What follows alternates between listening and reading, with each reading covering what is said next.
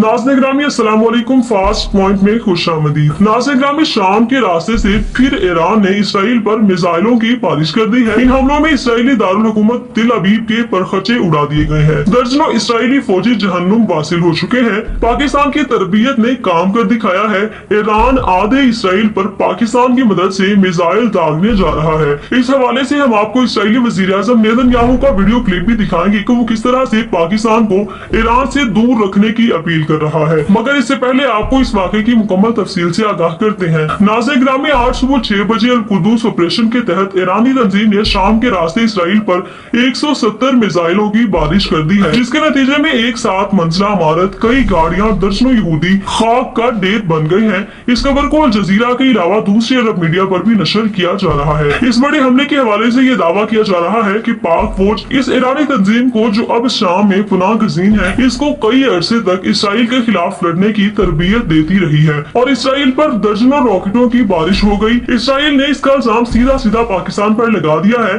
और कहा है कि पाकिस्तान अब भी ईरान को बहरा अरब में लड़ने की तरबियत दे रहा है।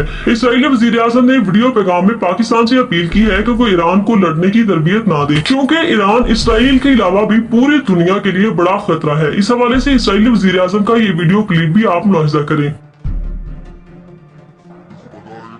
We have come to know that Iran has started naval drills with another Muslim country, and I want to say to that Muslim country that please not to join. नाज़रीन ग्रामी, वीडियो पसंद आए तो वीडियो को ज्यादा से ज्यादा like and share जरूर कीजिएगा। इस वीडियो के हवाले से कमेंट सेक्शन में हमें अपनी कीमती राय से आगाह जरूर कीजिएगा।